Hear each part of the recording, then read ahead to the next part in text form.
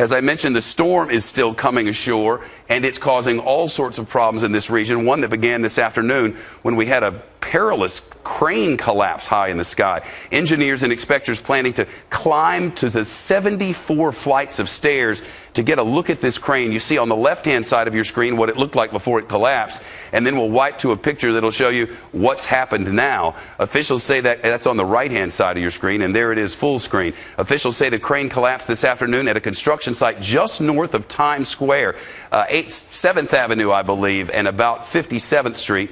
Meteorologists say at the time, that far above ground, the wind gusts from Sandy may have topped 95 miles an hour. On Studio B today, a witness told us she drove right under the thing. Crane, and it looks like it was about to fall right on me. It just looks like it's hanging. Someone left it there. It's just hanging in the middle of the street, and they didn't close off the top, so all pieces of debris are falling from the construction site. And again, a before and after look from our station WNYW, What New Yorkers Watch, Fox 5 here in New York. On the left-hand side of the red circle is the crane before the collapse, still upright, and then the aftermath on the right. I've spoken with some crane experts today who tell us it's going to be very difficult to get that thing down. Our Julie Banderas joins us live. You can see the crane from the balcony where you are, right? Yeah, this is where I live, and it's actually impossible to get this thing down at this point. I've been watching this thing for the past year and a half. During Hurricane Irene, I was wondering why the heck the construction company didn't tear this thing down, considering, like you said, the winds up there are nearing 100 miles per hour. This is video, actually, that we took this afternoon from my balcony. My vantage point, I can see the crane swaying from the roof. It's up on the 70th floor. The boom of the crane is hanging from the 157 tower. It's slated to be the city's tallest residential building. It'll eventually reach 90 stories tall, housing the most expensive apartments in the city.